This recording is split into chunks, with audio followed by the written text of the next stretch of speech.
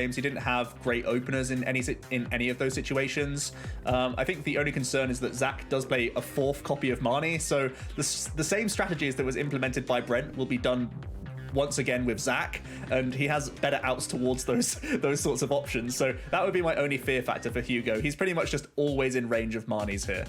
That is a bit of an issue. Well, let's go on to the game and see if Zach can use those strategies like Brent did to join Brent over in the global finals, or whether Hugo is going to be able to drop down to the losers bracket but bounce right back up. And if you're going to drop to the losers bracket, this is the best time to do so. The later you drop, the fewer extra games you need to play. This is just one more game and you're straight back up. So it looks like Hugo was able to win the coin flip. He's then able to choose to go second. You can see exactly why from his hand. He's holding on to Energy Spinner and a couple Welders and Quick Ball. So his hand is looking pretty good, even with that Jirachi start here. Zach has one of his own favoured starters with the Boltund. He has a lot of energies that he can throw away for the early Tapu Koko. So both players' hands looking pretty great so far. Yeah, I like both those hands. And starting with Jirachi, you got a scoop up net in hand already ready to go, so that's like perfect. I mean, both these players are going to like their opening hands, and this is going to give us a nice indication of who is going to be able to navigate this game. We've even got a Speed Lightning to attach to the Boltund here, which draws you 2 cards while you do so, and Zach's actually got a lot of Pokemon in hand, and a lot of Pokemon search, so he's going to be able to fill up his bench with pretty much whatever he wants here. I'm actually quite surprised by his first action of the... Wow, he's just got rid of both of his Pikachu and Zekroms. He's going to try and weave in this Mewtwo as quickly as possible by the looks of things.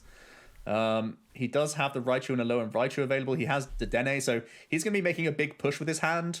One thing that's interesting about Zach's list is that he does also play Vikavolt V, so if he wants to really put the brakes on, there could be turns later on where he's using, the paralyzing Bolt attack to remove the use of items from Hugo, whilst also, adding in Marnies or reset stamps. So we could see Zach get quite creative with the tempo of this game.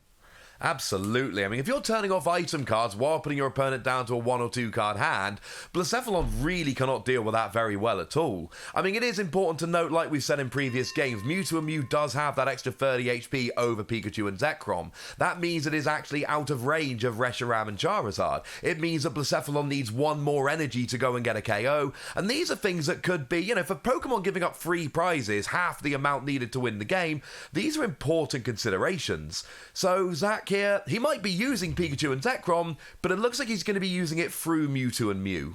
Yeah, Mewtwo and Mew just forces an extra energy out as well. So, it's an obvious reason why he's going to be opting down that route instead. The only thing I found interesting was that he got rid of both straight away, and he actually has prized one of his 2 copies of Mewtwo. And we saw that Brent was, so effectively able to set up double Mewtwo by full blitzing onto the other one. And now that option's taken away from him, basically instantly from his first action of the game, I think he was always getting rid of the lightning energy here. So I would have liked to have seen him use the Pikachu and Zekrom and 1 lightning just to, safeguard you from that awkward prize of a Mewtwo. Other than that, though, his hand is looking really solid.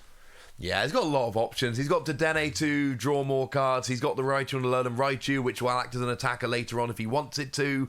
So he's basically got everything he wants here. He's in that glorious position, other than the double Mewtwo. He's basically able to set up his bench as he likes. Chooses to get rid of the Raichu and Alolan Raichu. Important to remember that Mewtwo and Mew can copy it from the discard. So the attacks are very much still in play. And it does seem like Zach is going to be going all in on this Mewtwo with the Vikavolt as a tempo changer in the, I was going to say mid to late game, but honestly, whenever he feels like it. True. And he decided to hold on Chaotic Swell, which I'm sure Hugo's happy about right now. I think because he committed the energy to the Boltund, I kind of would have liked to have seen the Chaotic Swell, to be honest, just to allow yourself to electrify, because there's a risk that it's going to get immediately knocked out here, and that's pretty scary, to be honest. I mean, Hugo's hand is awesome. He's got 2 Quick Ball to go and search out Pokemon. He's got Welder to attach to said Pokemon. He's got pretty much what he wants. Scoop up net to get Jirachi out the active. He's got the Giant Half. He's got access to the Stellar Wish. Hugo is looking for big attacks from the first turn, and I do find it interesting that we're now 3 games in a row where his opponents had Chaotic Swell in their opening hand. Hugo's probably thinking, yay, they finally don't have it turn 1. Well, they actually did, but they're saving it for a little bit later. I think it's Reshiram and Charizard time finally as well. This is a great moment for it, and this is a great card as well that really mitigates the power of Vikavolt. And he's already got the Double Blaze attack available to him in hand. He's already got the Scoop Up Net. So putting these 2 energies onto the Reshiram and Charizard, attaching for the turn, I think he'll proactively try and play as many trainers as possible as well before the Vikavolt comes in. So you can quite easily Stellar Wish, use your Scoop Up Net, and then try and play as many trainers as you can from this hand. The only thing that's awkward about using your energy retrievals early is that then if you are getting hit with Marnie, they're straight back into the deck. So we'll see how he wants to navigate the rest of his turn here. It's going to be an interesting one. I mean, you make an excellent point about the Reshiram and Charizard. You know, remember, we haven't mentioned it yet on this broadcast, so let's say it now. We are playing with open deck lists. You can see what each other is playing. So Vikavolt doesn't do much damage. It's 50 per turn, and Reshiram's got that outrage attack that hits back with a little more damage than is on you. So poking away at Reshiram and Charizard, not a particularly good idea. Using a GX attack to do 200 damage on a Boltund and getting a turn 1 KO for 200 damage, actually a very good idea.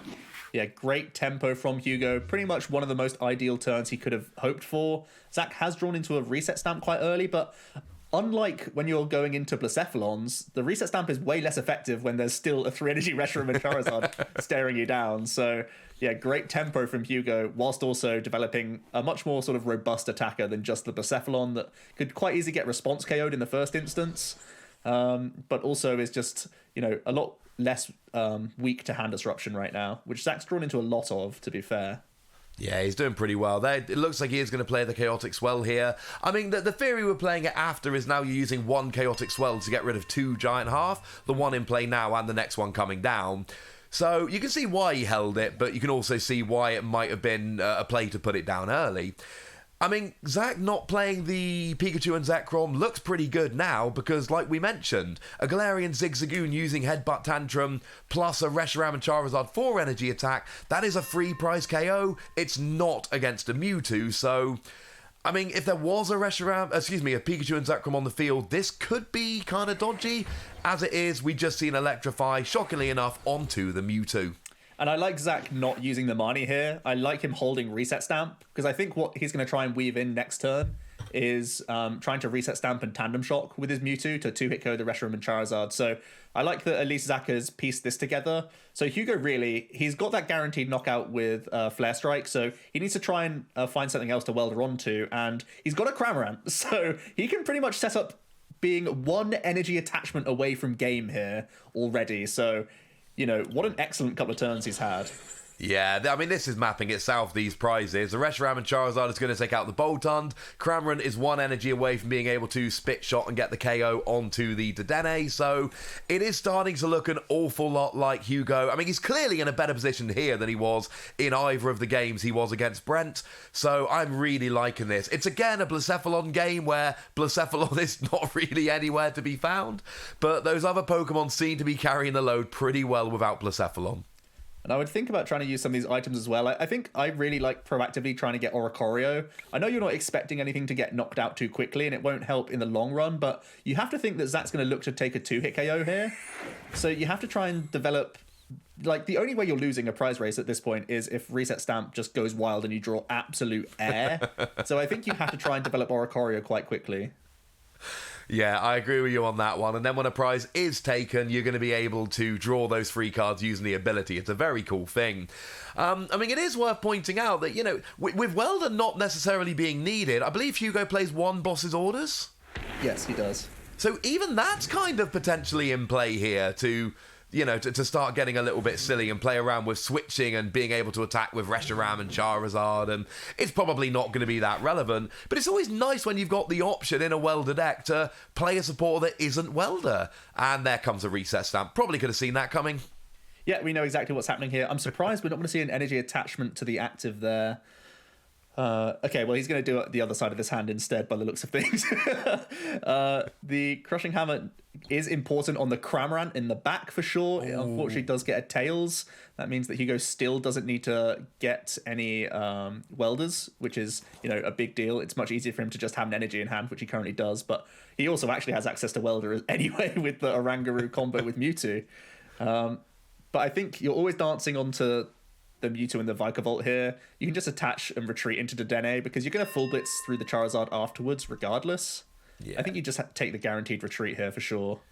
I think it's probably the best way to go about it. We do see the Crobat coming down, drawing 2 cards. Now, we do see the Crushing Hammer. That is a heads, which is going to force Cramorant to have Welder and 2 energy in order to actually get going here, which I like. Or I suppose Welder for 1 energy and attachment for turn. But it just makes it a lot more awkward. Yeah, otherwise Hugo was just chilling, to be honest. He would have been over the line already. Now the Welder for 3 cards has to get him an energy card or any of those energy recursion options that he has plenty of. But always a tandem shock here, trying to paralyze this Reshiram Charizard and deal with it over 2 turns because it's just too big to deal in 1 attack. Yeah, I mean, a tandem shock here is brilliant. You know, if you can't get a 1-hit KO, get a 2-hit KO with Disruption. Force Hugo to have a switching card and an energy in order to take the win here. So, we do see it's a Pokemon communication that Hugo draws for turn. So, I mean, the good news is, like you said, that combination of Mewtwo putting a supporter card on top of your deck and Oranguru swapping a card in your hand for the top card of your deck will guarantee a supporter card here, which is nice. Probably going to be the Welder. But now we basically need a switching card, and we're going to need an energy as well on top of the one you attach with Welder. Yeah, so do you commit this communication just to become a Crobat or a Dedenne for 6 cards first? You only have 2 Welders remaining in your deck, but if you draw into any of your Scoop Up Nets and any other Ball Search cards, you can get the Mewtwo back out. I think the only thing that was awkward for Hugo was that he actually benched the Blacephalon last turn. So I think we're going to see the Crobat here first, because you can get that guaranteed 6 with the Crobat just by attaching to Cramorant. But he's still in a really good spot here, but it's not that easy for him to piece together a Welder right now. No, it's very awkward, but otherwise you're expecting Welder for free to hit you a switching card and an energy, and you can't be expecting 2 specific cards off a draw to free. Although, we do look like we're going to be Weldering to try and draw a switching card. Yeah, we've got 4 draws. We've got the 3 from Welder, and we've got Oranguru, who can also Primate Wisdom for 1 more card here. You're always going to be Weldering 1 onto Cramorant. I think that's a guarantee here. And that's looking pretty good for him. Let's see if he can find a switch. He plays 4 copies. It's nice to be able to have the option. We do see double Welder here. And, oh no, Energy Retrieval, Fire Crystal. We got 1 card with Primate Wisdom. It's going to be... I suppose you've got to choose what to put back here. Looks like it's going to be the Mewtwo going back. Not doing anything for him now. It's a quick ball, but there's no space on the bench to play something like a Dedenne to draw extra cards. So it looks like that paralysis is going to stick, and Hugo's just going to have to pass back over to Zach here. Yeah, I really think putting down that Blacephalon didn't change your prize map at all. So I would have preferred him to have left that open, because then, as you saw, he drew into Quick Ball, or he had the option to Mewtwo first, keeping Calm live. So the Blacephalon coming down doesn't change your route to victory at all. So I would have preferred that to be held. He would have had, potentially, even Dedenne and to dig for the switch to win last turn. That said, he's still in a really good spot. Zach flipping tails on another Crushing Hammer is really awkward again. So at best, he can try and find a reset stamp here, but he hasn't drawn into those outs. He's had to Professor's Research, so no hand disruption for Hugo. We know he's got Mewtwo on top of his deck. He's got access to energy cards. He only needs an energy to win the game. I mean, it is important to note, Hugo actually welded 2 energy onto Cramorant last turn, so even a Crushing Hammer would not have taken away the energy from Cramorant to attack. So I love that welded double energy from Hugo's, just going, look, he plays Crushing Hammer, that's super annoying. Oh, and we see another paralysis play here. We've finally seen a Tingly Return GX, copying Dedenne's GX attack to do 50 damage, go back to your hand, and get the paralysis. That is a thing of absolute beauty. I'm not sure what Zach's path to victory is at this point still, though. I mean, he's buying himself a turn. He's not just dead on the board here. But I'm not sure where his victory comes from now. He's just removed a lot of energies. Vikavolt possibly trapping things, but there's not going to be enough turns to do anything like that. I'm still not seeing his path to victory here. Does he have Big Charm in the deck? No, he doesn't. He just plays the Mewtwo Amuse to be the physical additional hit points there. So I think it's just a pretty routine pass from Hugo, to be honest. He can manually attach a card and simply just move things over. It's another paralysis play, but it's still 6 prizes for Zach to take, and he's used his GX attack. That's the only way he could take multiple prizes in a turn with the Full Blitz, the Tag Bolt GX option. I think this was just Zach buying an extra turn, showing off the option rather than any other route to victory here. I'm really not seeing much of one. No, I mean, I for one am delighted we saw a Tingly return GX. That always makes me a rather happy boy, but no, I don't think it's getting him any closer to winning. The Cramorant can just KO the Dedenne, the Reshiram and Charizard can do just a huge amount of damage and take a KO, a Blacephalon can be set up. It's going to be several turns before Zach can take enough prizes, and Hugo just needs to take one KO on something. So I don't think it's possible for Zach to slow Hugo down enough without finally giving him access to an attack, and it looks like the next attack is going to be the win. We do see Boss's orders coming down here. It's dragging what looks to be the Oranguru into the active, basically saying, look, you haven't had a switch the last couple turns, maybe you won't have one this turn. But it's another play that elongates the game. It doesn't necessarily get Zach any closer to winning. No, because even if you're trying to do this to buy turns, you can only do it for a couple of turns because you're dealing damage to the Oranguru. You don't have enough energy removal left, and even that last Crushing Hammer gets tails. So Hugo has Cramorant, which can win him the game instantly, or Reshiram and Charizard that can win him the game instantly, and Zach can only deal with one of those in one turn. So Hugo can just continue to pass and be casual here, because it looks like it's wrapped up. Yeah, I mean, if he still had access to Tag Bolt, there's a potential to KO both of those threats in one go and hope that we don't see a big Blacephalon play. That hope has gone. Like you say, sooner or later, Zach's going to take a KO. When Zach takes a KO, Hugo's just going to be able to come out and win the game. And Hugo's got 25 cards in deck. Zach's got 7. So Zach's not trying to stall and deck Hugo out. That's not an option here. It really does look like, I mean, give Zach a lot of credit here. He's playing to his outs. He's trying to do everything he can. He's looking for options. He's giving himself time to think. But I just think when we look at the board state, I don't think there is a route to victory for him here. So I think his only route is if he can use Mewtwo and Mew to somehow knock out Cramorant whilst also hand disrupting, so the Reshiram and Charizard then it requires Boss's Orders from Hugo, which is hard to achieve. But I don't know how Zach can do it over a couple of turns. The Energy Switch might make it possible, though. You could try and, if you Paralyzing Bolt again this turn, Boss's Orders up and Tandem Shock the Cramorant to trap that, and then you keep it stuck, hope that Hugo doesn't have a switch out on the paralysis turn on the Cramorant. That's the only route here. It's possible. Hugo currently doesn't have any switch outs in his hand. Yes, he does. Now he's holding on to one.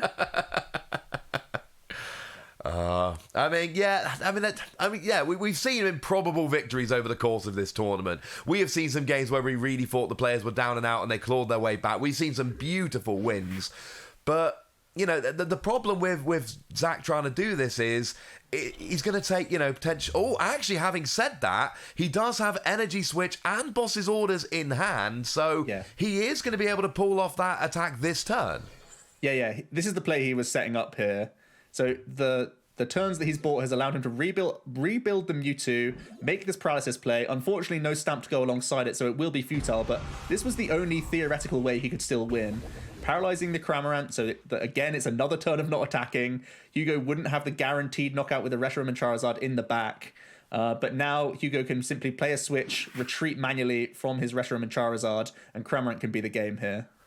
Yeah, I mean, it was a valiant effort. It got the game much closer than we thought Zach was going to be able to. A really good play there, spending several turns, multiple paralyses, including a tingly return to really give himself this tiny little margin of error, tiny little chance of victory, but unfortunately not enough. And once again, we see Cramorant being a hero, taking out that Dedenne and putting Hugo up 1-0 over Zach in the losers finals. It was really impressive to see Zach try and get out of what looked to be like a horrific situation there as well. It was quite awkward for Hugo to have missed a switch when he had, I believe, still all 4 remaining in his deck when he did the Crobat push and the Welder and the Oranguru, but that window was enough for Zach to start, finding a legitimate way back into that game. To be honest, if you take that knockout on the Cramorant the following turn, if Hugo didn't have the switch out, then it's really, does Hugo have his 1 copy of Boss's Orders on that turn? Even with the likes of a Dedenne Dig or a Oricorio or something like that, even with Stellar Wishes, it's only 1 copy of the Boss's Orders, so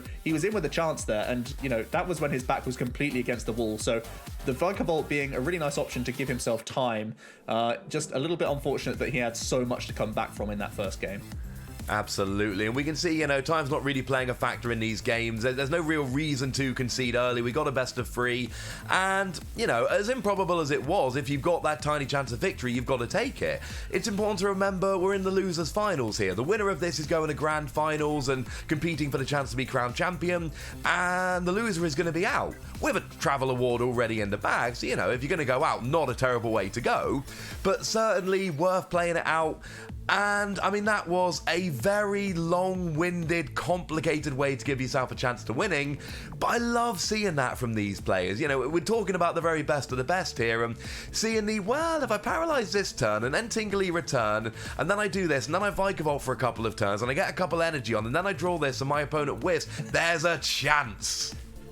And play towards the chance. Like, why not? It sounds like a good deal. Any chance is better than just conceding then and there. And when you're in a best of 3 untimed match, why not give yourself those options?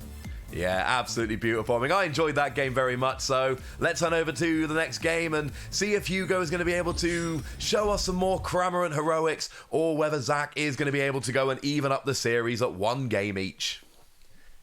Hugo, once again, will have the choice whether or not to go first by the looks of things. And this time he is choosing to go first by the looks of things, which is quite surprising to me. I think typically the Blacephalon players, especially when you don't play the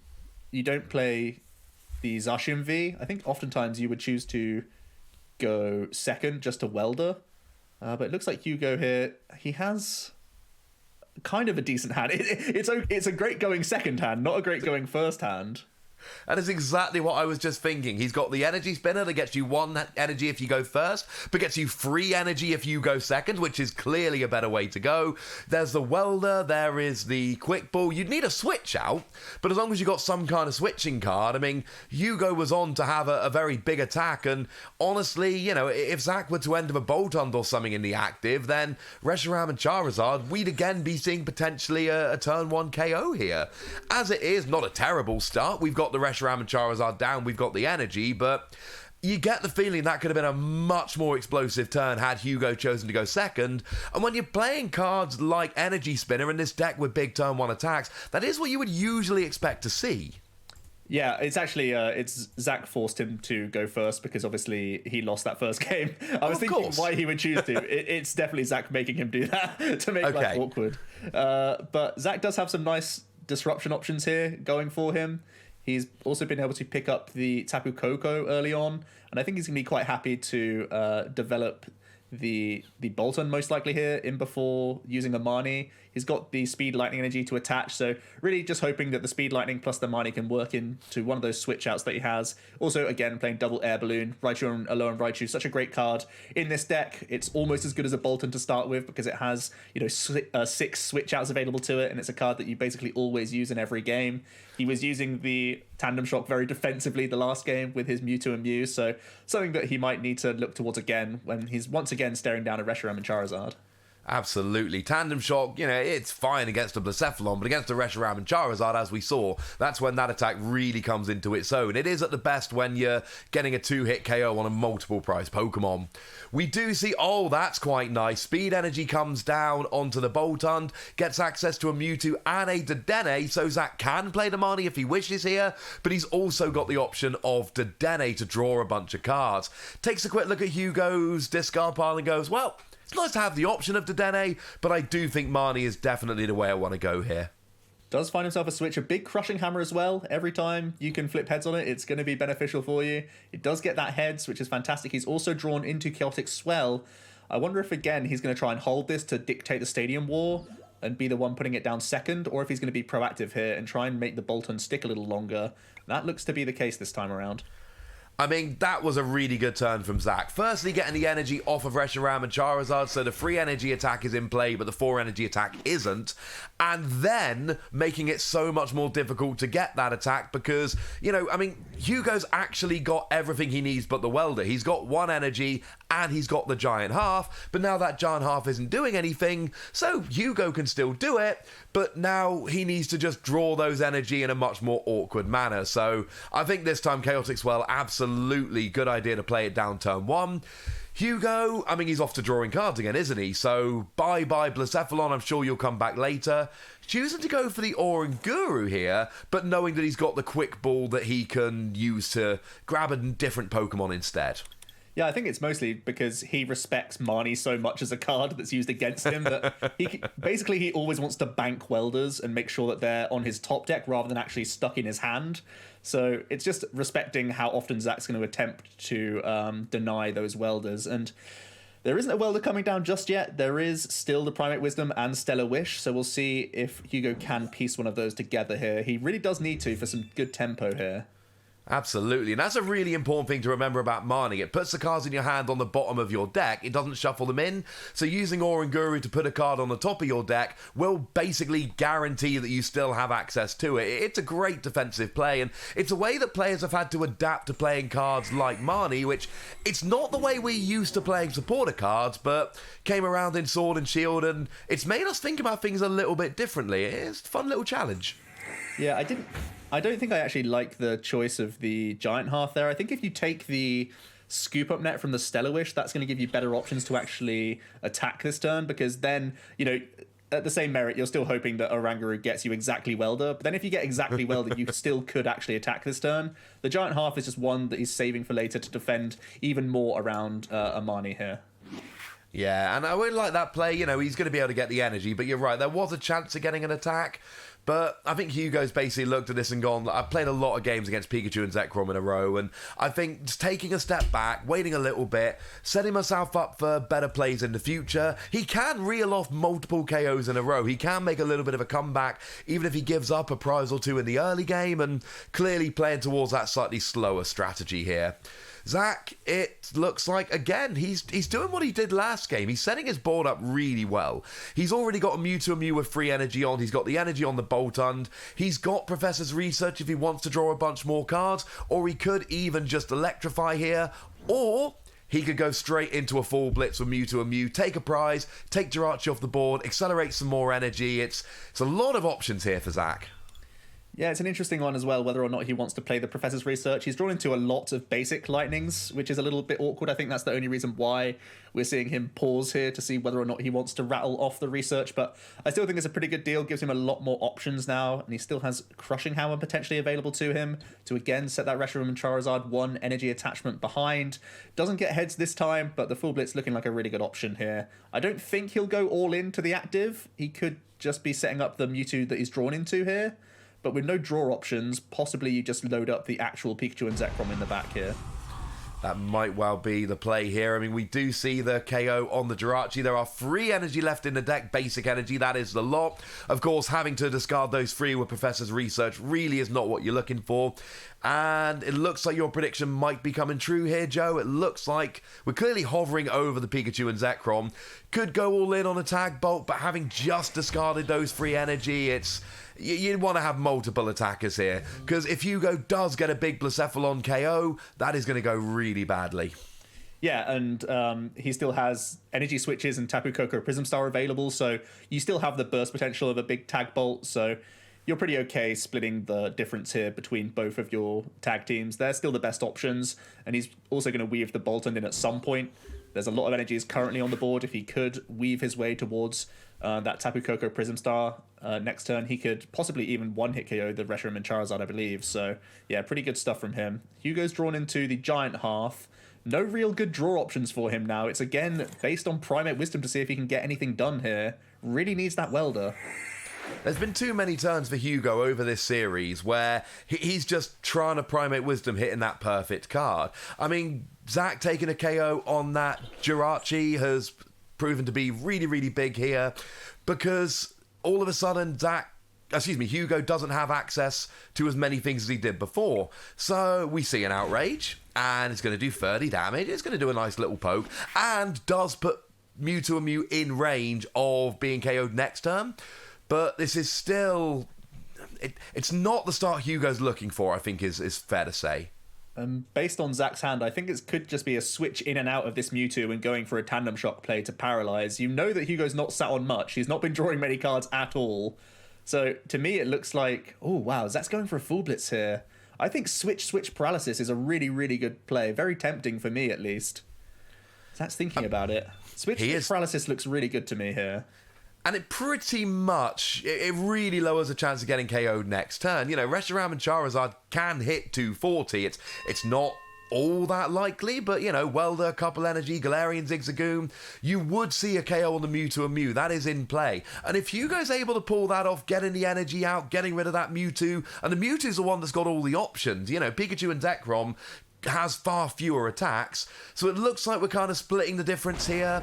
We are switching into the Pikachu and Zekrom. We're seeing a full blitz, but we're not leaving the Mewtwo and Mew in harm's way. But then again, Pikachu and Zekrom, that could be KO'd this turn if Hugo gets the right cards.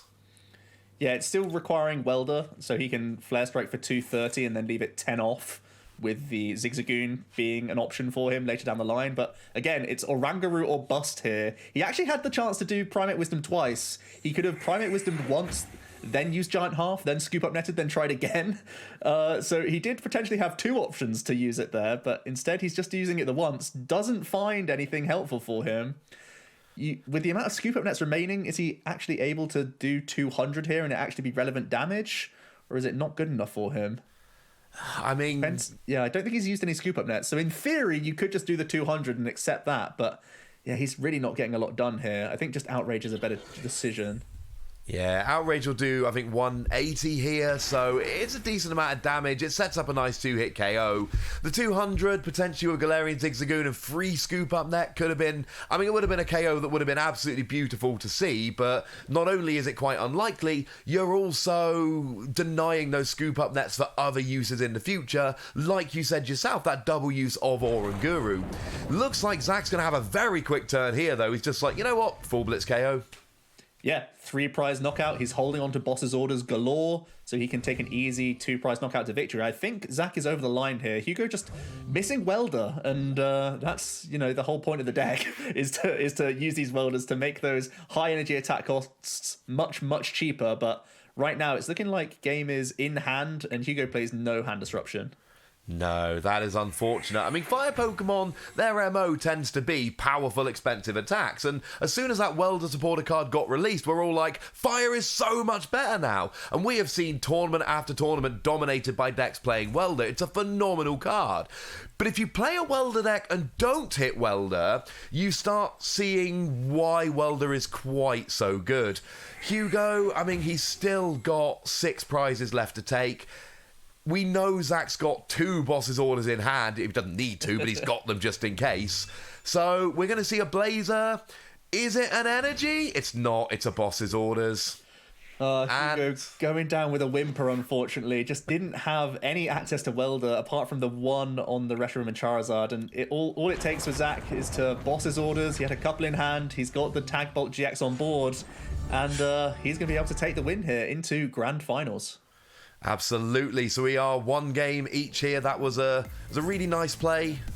And, you know, we saw some good plays from Zach in both games. In that first game, he was so close and then just fell a little bit short. In that second game, Hugo didn't have as good a start, and we've seen, I mean, what I'm really liking about Zach's play is he is setting himself up. We saw there, you know, he had a turn where he's just, I'm just going to full blitz, because actually he's got an attacker with all the energy, an attacker on the bench with all the energy, and he's got boss's orders in hand. He knows Hugo plays no hand disruption, and, you know, even in the first game when it didn't work out for Zach, he was still running it through, opening up his options, leaving all those Pokemon out. He's doing a really good job of giving himself options, different attackers, and making sure that if there is a route to victory there, it's open.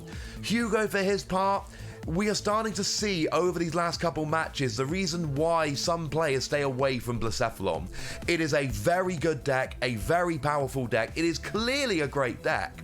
But sometimes you get unplayable hands because you've got so many cards which are just built around getting your energy and recovering your energy. And there are games, like we just saw from Hugo, where you sit there going, come on, Primate Wisdom for the perfect card. Yeah, it's probably got the best and strongest Plan A in the game, but its Plan A can be disrupted so often, and many players are respecting Blacephalon enough to put in multiple copies of Kurtic Swell, 4 Marnies in Zach's list, so everyone is respecting Blacephalon that it can have these wild card turns where it just gets out of control and you have no win condition against it. But at that same merit, when you have all of these tech cards, you force so much out of the Blacephalon players, and their early turns are quite weak. They just have a lot of kind of like junk kind of hands where they just have a bunch of energy recursion cards which aren't really live just yet, and they're really only drawing 3 cards off of Welder, which is far less than all these other decks that go Dedenne, Crobat, Research, and do all this all at once. So you just have far less access to cards, and it means that you really are just dealing with scraps in those opening turns. And, you know, if you can keep them just beat catching and doing this, that, and the other, you know, Stellar Wish passing, it's a lot less of a threatening deck. Absolutely. It's, you know, it's kind of like feast or famine in a lot of ways with Blacephalon. Clearly, Hugo has proven himself an excellent Blacephalon player, and it's like we said before, if you're going to lose a game in a best of 3, lose game 2, because you're still not out of it, but you get to choose whether to go first or second in game 3, and we are going to go into game 3 now, and I think this time we are probably going to see that Hugo is going to be going second, and we are actually tracking it. Yes, exactly going to be the case. It looks like Hugo does have his game plan pretty much set out. I think he's always going to look towards using that Reshiram and Charizard. It is still a really big deal. It didn't really work out there for him, but it's usually the easiest route for him to take those early prize cards. 200 hit points on the Boltund and 240 on the Pikachu and Zekrom, even the 270 to an extent with the Mewtwo and Mew. These are things that can allow him to mop up a bunch of prizes all at once. And his hand currently isn't great. He's in desperate need of drawing a Pokemon or a Ball Search card. Otherwise, his hand is pretty unplayable. He'd be weldering just to a Mewtwo here. Yeah, Mewtwo is not played for the attack. It's played for the ability that gets supporters back, so Hugo's top deck is going to be big here. Zach, for his part, has got a much better opening hand. He's got Boltund in the active, which, as we've seen, is a very nice starter. He's got Speed Lightning Energy, which can draw him some cards when he attaches. He's got a Cherish Ball to go and search him out. Well, he could go for Pikachu and Zekrom. He could go for a Dedenne here. He doesn't actually have any draw in his hand other than the Speed Lightning Energy, so the question is, do you just go Pikachu and Zekrom, attach to Speed Lightning Energy, hope to draw some cards, knowing you've got Electrify in the future, and go for a slower game plan where you know you can set up, but you're still crossing fingers for cards? Or do you go for Dedenne, throw away a bunch of resources, and cross your fingers for an attacker? I think I like Pikachu and Zekrom as the best option here. Because you're drawing like 5 cards over the course of the next 2 turns, and like you said, Electrify is never a bad fallback anyway, especially when you see your opponent lead out with Mewtwo. It's usually a telltale sign that they have no other Pokemon available to them. So I like the option of threatening Full Blitz slash Tag Bolt, whichever one you need to use next turn. So I think this is the best option for him, and he can completely hold this hand. Again, when you know your opponent plays no hand disruption, it lets you play super greedily with these hands at times. You can just hold like an embarrassment of riches, and Hugo doesn't draw any Pokemon. He just draws Giant Hearth, more energy cards for him. So this Welder is going to be a panic draw 3, hoping to find energy. Hoping to find Pokemon, I should say. Yeah, he needs a Pokemon here, and that is not going to be... I mean, if he doesn't hit a Pokemon, game's, well, not over, but as good as over at this stage. I mean, a Tapu Koko could end up ending the game next turn, just getting that third energy onto a Mewtwo and Mew. Oh, there is no Pokemon in Hugo's hand, and there is no other way for him to draw cards. He could scoop up net and end the game right now. It's not the best plan, admittedly. You don't do that. You don't do that. You have to pass, but oh man, this is sad to see. This is so sad to see. Game 3. Oh my goodness, no. I mean, clearly said in jest there. I mean, his only other options are attaching energy or recovering energy from the discard. And Zach here, I mean, there's no way Zach is playing that Marnie. That Marnie is not hitting the field.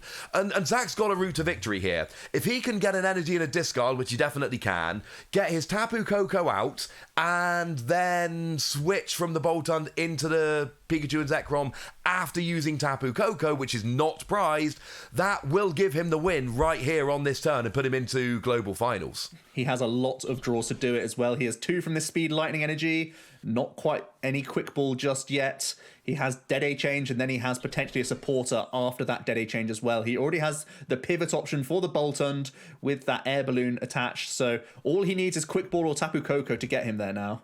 And that will end the game. That will end the match. That will put him into global finals. He hits the quick ball. He's hit the quick ball off of that Dedenne. So now he has got the game. Searching out the Tapu Koko. He's going to use Dance of the Ancients. Put the energy onto Pikachu and Zekrom. He's going to be able to then just retreat the Bolton with Air Balloon. And he's got a choice of attacks. It could be a full blitz. It could be a tag bolt. The only thing we know for sure is it is going to be the game. And Zach is going to go on and play Brent Tonneson in the global finals. Congratulations, Zach. Yeah, huge congratulations to him. It's always sad to see, you know, a really tactical back and forth for the first couple of games, some really great plays on show, and that's the way it goes in the third game. But it is what it is, and unfortunately, you have to hold your hands up as a Blacephalon player and say that that is a genuine risk of the deck. It's why so many people don't play it, despite it having such obvious good traits to it, that every now and then, you know, once a blue moon, you are going to have one of those games, and Pikachu and Zekrom is unfortunately one of the decks that can capitalize on that faster than most of the decks in the format. Yeah, I mean, you can see those explosive turns, and especially when you know your opponent has nothing and they've only got one Pokemon, that does mean you can just dig. And you've got the Dedenne, all of your supporters, you've got Speed Lightning Energy. Pikachu and Zekrom is a deck that is pretty good at drawing a bunch of cards, and when you just need to grab a quick ball for game, it was pretty much, the writing was on the wall there. We figured Zach was going to do it. It is heartbreaking to get this close to global finals, be one game each. I mean, really, that were 2 games in a row where Hugo's deck just did not cooperate, more so in that final game. But it is a risk you playing the deck. Zach has gone and picked what he thought was the best deck in the format, that being the Pikachu and Zekrom. He's clearly built an excellent list. He's clearly played it superbly, and congratulations to Zach. He's going to be going on into the global finals, and I mean, dropping down into losers bracket, but then just winning game after game, getting back up, that is a phenomenal achievement, and clearly a player who's earned their way into those global finals. And it seems like the best deck for the tournament, you know, was definitely Pikachu and Zekrom tag team. It's going to be in the grand finals, both players piloting almost the exact same 60s. So yeah, Pikachu and Zekrom seems to be the hottest deck right now. It really does seem to be. It is that deck, and I've made this point before, but every time a new set comes out, people are like, oh, don't know about Pikachu and Zekrom moving forward.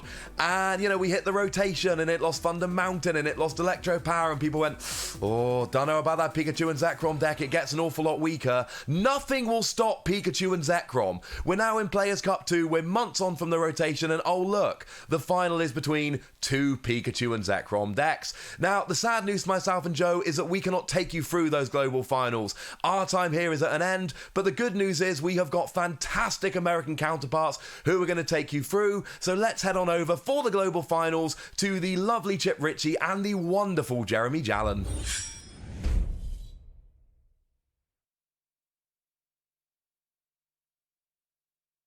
Thanks so much, Ross and Joe. I'm trainer Chip Ritchie here with Jeremy Jallen, ready to kick things off with our grand finals. Jeremy, I'm so excited. What are you looking forward to here?